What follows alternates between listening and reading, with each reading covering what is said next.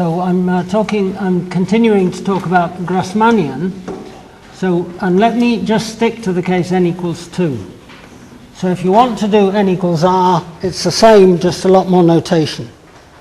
So I have the set of E in V, so the E is going to be K2, and this is Kn. So this is a fixed n-dimensional vector space. I can choose a basis if I want to, and then I'm looking at the set of two-dimensional subspaces in it. So the thing we can say is that every E in this Grassmannian has a representative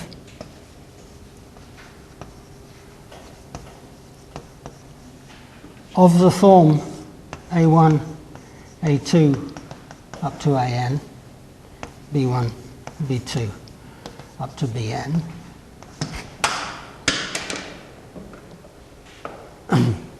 And so the thing I'm writing down here is just a basis of E. And of course, given E, there's lots of different choices of bases. So at least one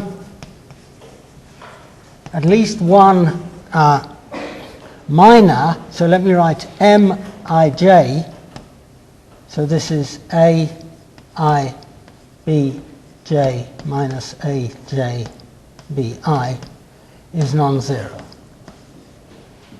Okay, so if I look at the ith column here and the jth column, here's Ai Bi and the same Aj Bj, then as I explained, I calculate these 2 by 2 minors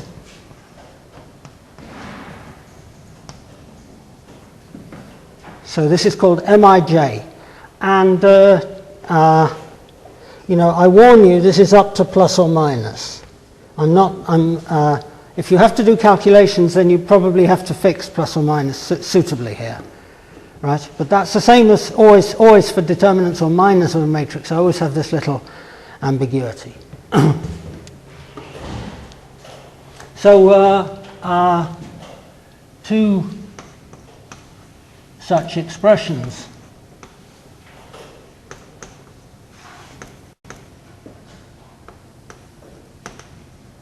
define the same E if and only if, so there exists a 2 by 2 matrix A such that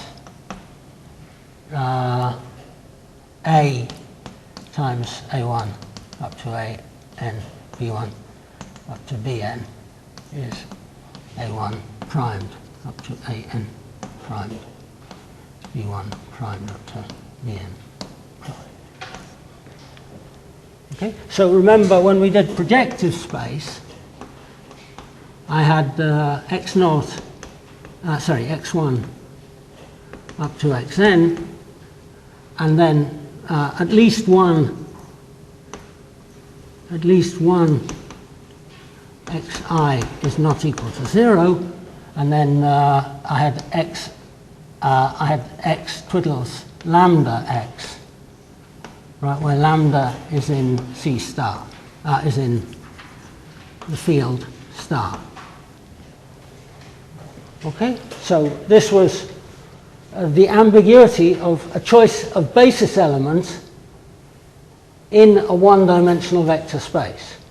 So if I've got a one-dimensional vector space, I can choose a basis element, and then any other basis element is just given by multiplying by lambda.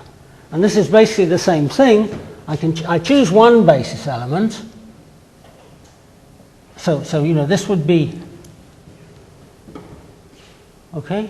So this is, I'm just doing row operations on my, multiplying by a 2 by 2 matrix in front here means that A1 is some multiple of this row plus some multiple of this row, and the same with B1. and that little 2 by 2 matrix is non-degenerate.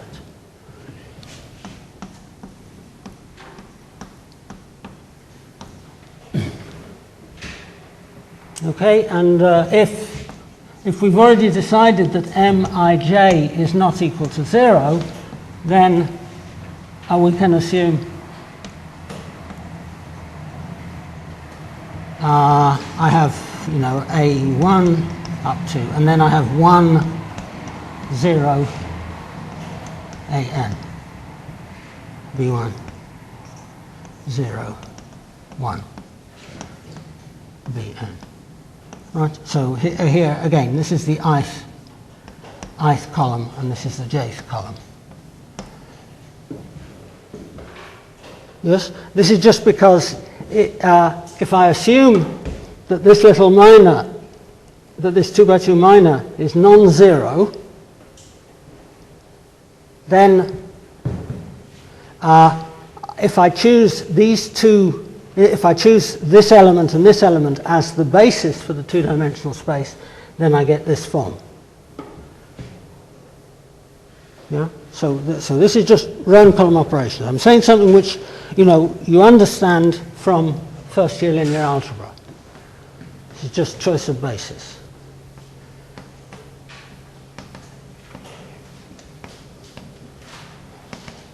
Yeah.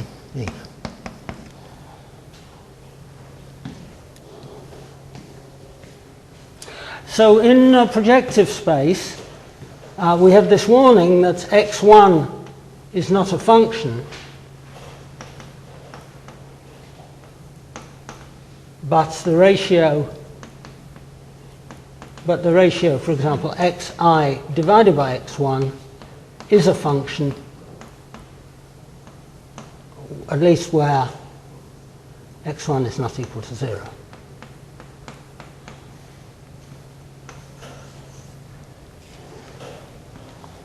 So in exactly the same way, if I take the x1 is not a function, because if I do the equivalence relation, I get to a different representative of the equivalence relation, I get a different value of x1.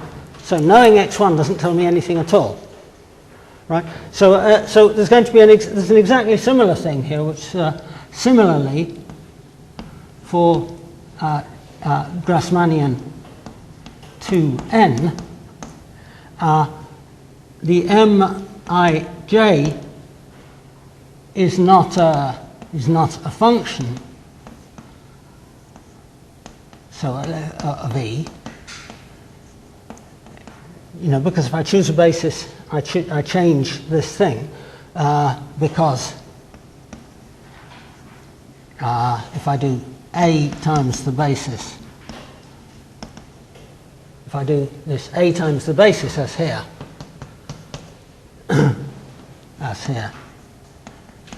gives determinant A times Mij. Right, if I take the little 2 by 2 minor here before applying A, or I take the little 2 by 2 minor after applying A, then I'm just multiplying the minor by the determinant. Yes? And so therefore, the ratio,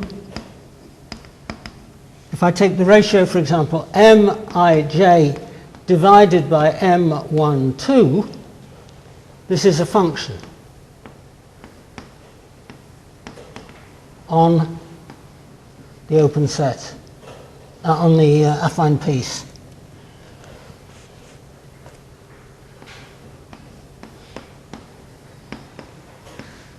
M12 not equal to 0. Okay, so at least in a very formal sense, this is exactly the same as projective space. I'm just doing exactly the same manipulations, but using now the fact that this is a matrix, the representative is a matrix up to this equivalence relation instead of a one by one matrix, a single a 1 by n matrix up to this equivalence relation. Okay. So anyway, the thing I've said so far is that there is this set called Grassmannian. I can give it the structure of an algebraic variety where the affine open pieces are, so the affine open piece Mij not equal to 0 is 2 by n minus 2 matrix 2 by n minus 2. So let me write comma k. Sorry, and I don't mean to say open because somebody might ask me what the topology is.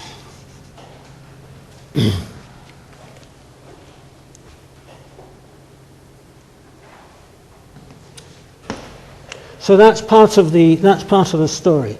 So now I want to talk about Plicker embedding.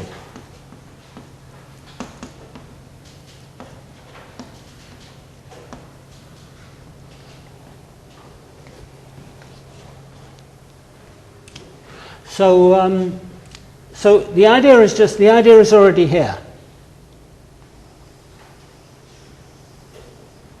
So the ratio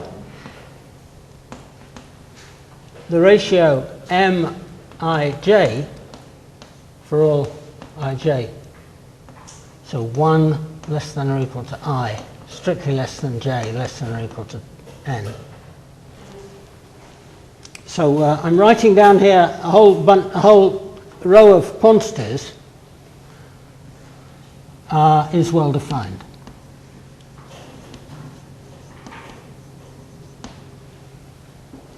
Okay, so the thing that I'm going to call the Plicker embedding is this. I'm going to take Grassmannian, so 2n maps to projective space of dimension n, where n is little n choose 2 minus 1,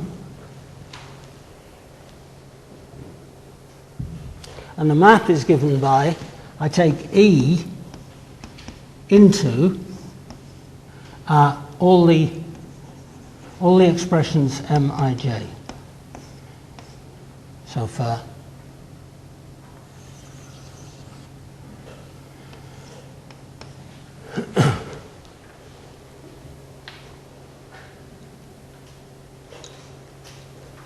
so we have to see that this is well defined, and that it's everywhere regular.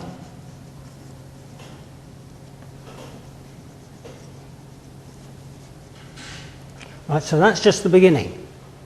So I've already said why it's well defined and regular everywhere. So when I write down this guy here, when I write down this matrix here as a representative of a two-dimensional vector space, then I insist that the two rows here are linearly independent elements of V. So saying they're linearly independent means that at least one of these 2 by 2 minus is non-zero. Right? So one of these, so I'm mapping to one of the Mij's is non-zero. So that's good because then I can try to consider him as a point in projective space. Moreover, so what's the ambiguity in choosing a basis? The ambiguity is exactly here.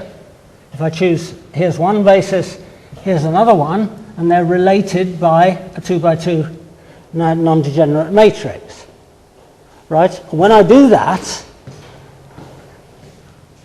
I'm replacing all the Mij's by, so when I do star,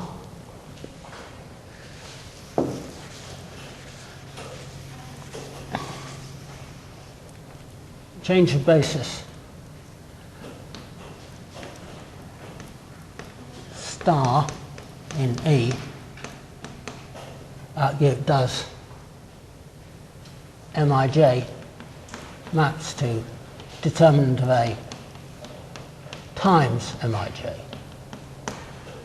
Right? So in other words, these Mij's are not invariant under this, but they just get multiplied through here by this non-zero constant. So this is some non-zero constant in K.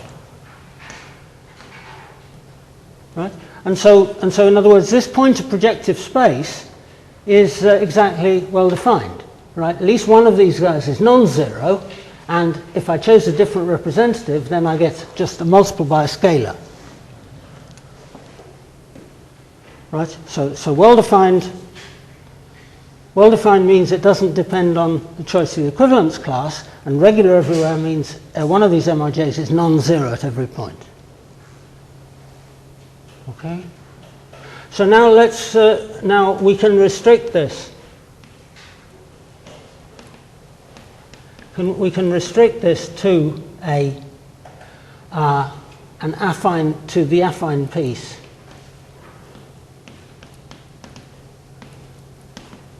Mij not equal to 0.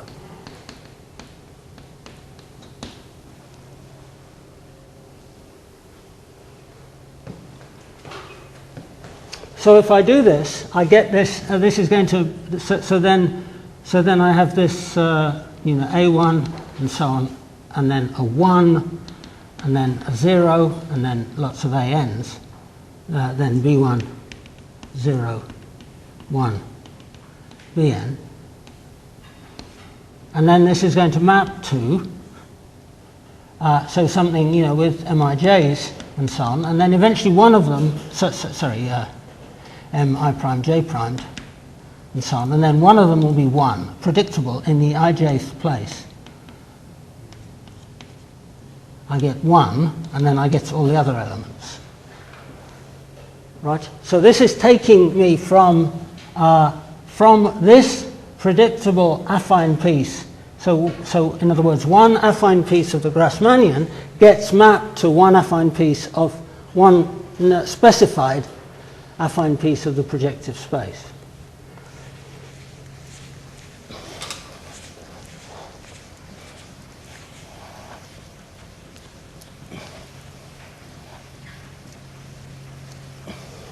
So if I write Grassmannian to n and then ij, meaning mij not equal to 0, then this is this affine piece. So then this gets mapped to not projective space anymore, it's getting mapped to affine space of the same dimension. Right? So with Mij set equal 1. Okay, so let's understand this in more detail when I equals 1 and j equals 2. So then I'm taking these guys, 1, 0, 0, 1, right, and then there's A3 up to AN, B3 up to BN, right, and what am I mapping it to? So I'm mapping it into the set of all Mij up to scalar multiplication.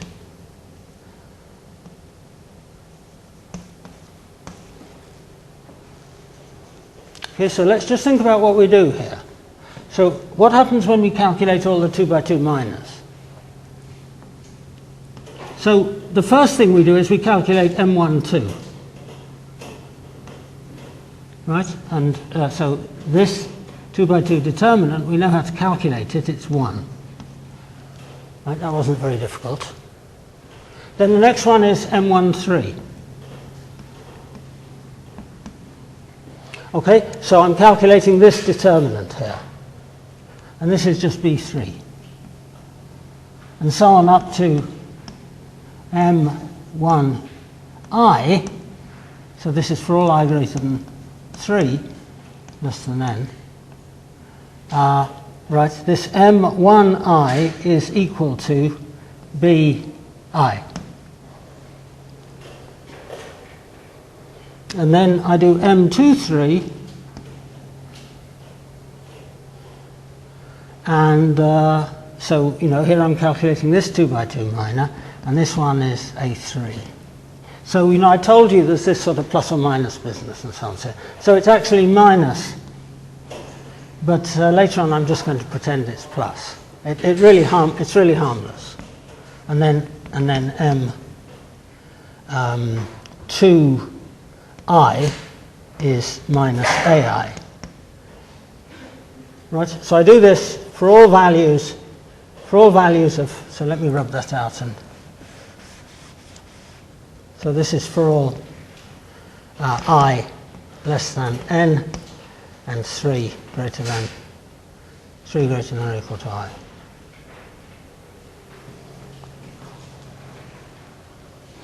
So, in other words, among the 2 by 2 minors of this guy, once I've made this choice of coordinates in the E, among the minors here, I just have all the entries of this matrix. So it's going to be easy to recover the matrix from the minors. And then after this, there's all the guys Mij with whatever it is, 3 less than or equal to I, less than j, less than or equal to n. So this is just all the others. Right? And what are these? These are AI, B, j minus A, j, B, I. Right? And the point I want to make here is that these are functions of the first 2 n minus 2 entries, minors. Right? So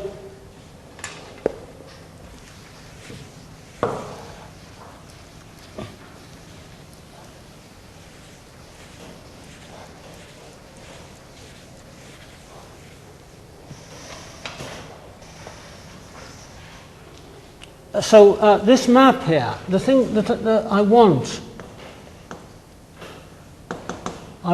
that Grassmannian 2n maps to this space P n is n choose 2 minus 1. I want this to be an embedding.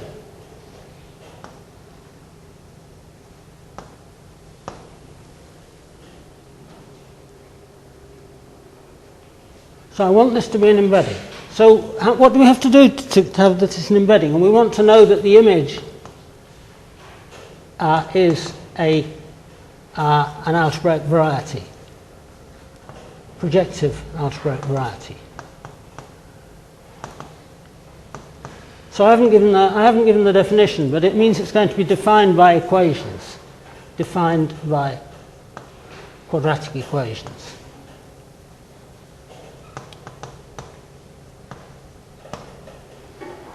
Okay, and what we have here is the Grassmannian 2n 1, 2. So that's all the guys where the first 2 by 2 block is non-zero. So this is mapping into projective space here n, where the m12 is not 0. So this is just affine n space. Right, and what's it doing? So it's taking the guy 1, 0, 0, 1, A3 up to Bn. And he's mapping him into. So in the first there's a 1 there, and then there's B3 up to B3 up to Bn, and then minus A3 up to minus an, right? And then there's other expressions.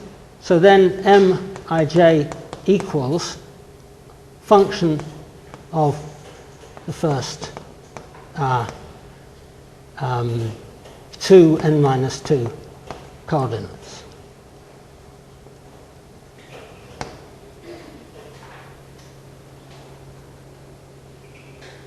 Yes, so these A3 up to AN, B3 up to BN are just ordinary linear coordinates on this ordinary space. So this guy here is just a 2 n minus 2. Right, now mapping them forwards into this projective space by saying, well, first of all, I'm just going to write down all its coordinates, and then I'm going to write down some function of the coordinates. So this is the graph of these functions. Right? So I'm doing something like, here's a space with coordinate x along it, and I'm mapping him into space x and y by writing,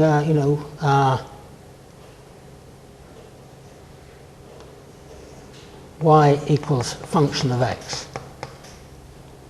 Right? These are just so here this is a space of this dimension, and I'm mapping him into a much bigger space. But in the first coordinates, I'm just writing out all these x's. Right? I'm just writing out all of these things which are the ordinary natural coordinates on this space. And then on top of that, I'm writing out some other functions. So I'm getting the graph of a map. Okay, so this is going to be the proof that this is an embedding when we think about it carefully. And it's also going to, by knowing these functions, by knowing which function these are, it's also going to tell me the equations. Right? So let me sort of slow down a bit and make a simple analogy.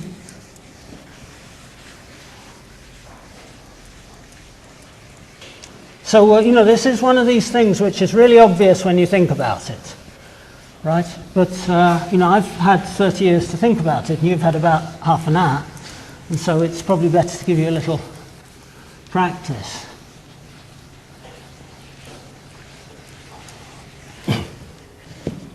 Okay, so simpler example. This is something I've already spoken about.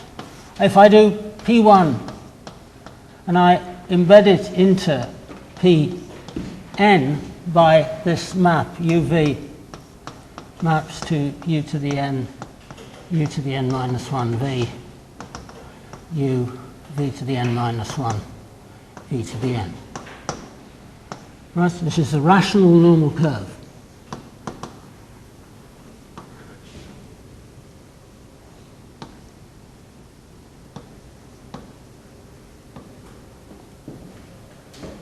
Right, so we discussed this maybe about a week ago. Right, so why am I allowed to say that this is an embedding? And if I know it's an embedding, then how do I know the equations of the image? So the image is a curve C n in there, which is called a rational normal curve degree n. Okay, so this is very simple. What we need to prove is that this is well-defined and regular everywhere.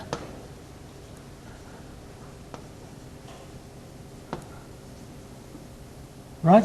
So well-defined means that u to v, if I change u to v to lambda u, lambda v, right, then I multiply each of these guys, this goes to lambda to the n, u to the n. It just goes lambda to the n, u to the n, un minus 1v, and so on, v to the n. So because all of these guys are homogeneous of the same degree, if I change u and v according to this equivalence relation, I'm just changing the image according to its equivalence relation. Regular everywhere means at every point of P1, u is not equal to 0, or v is not equal to 0. Right? So certainly either this one, u to the n, is not equal to 0, or v to the n is not equal to 0.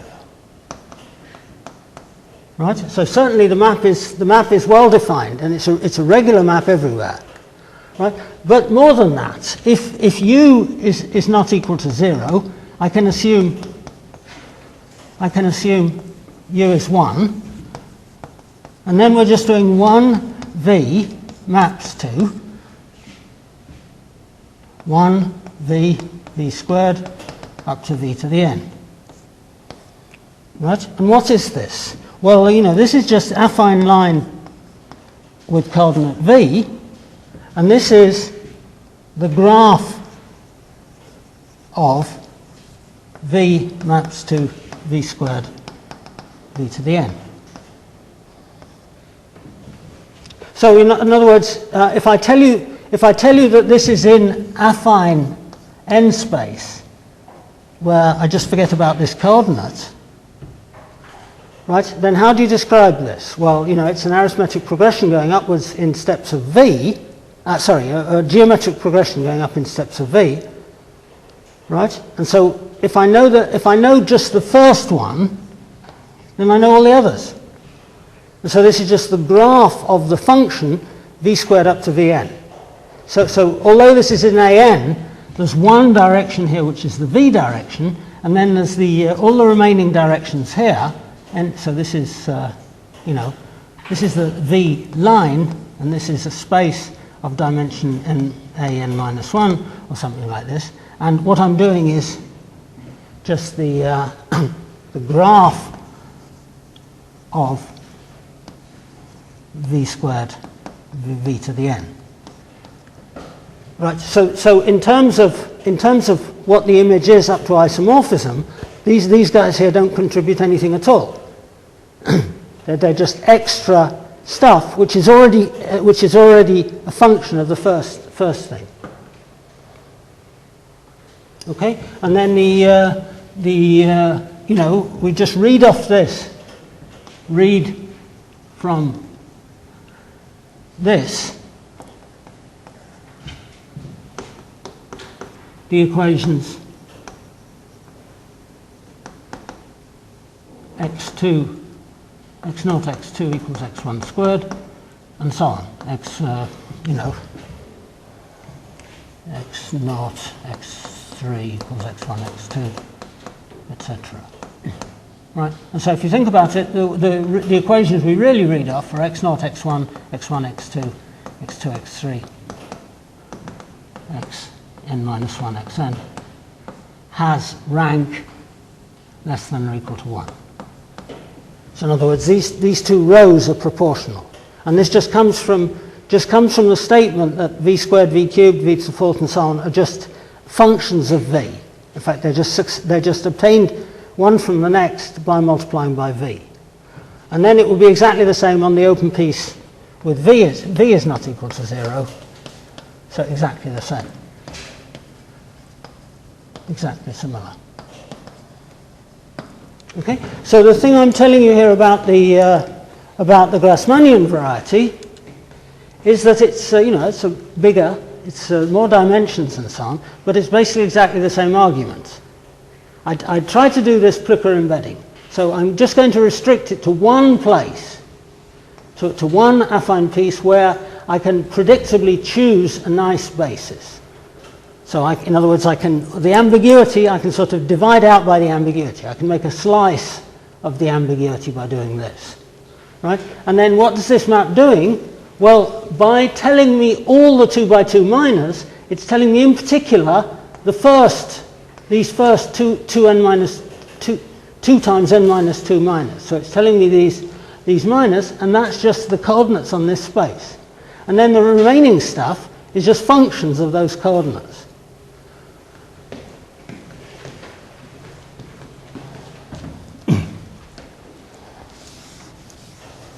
Right, so this argument proves that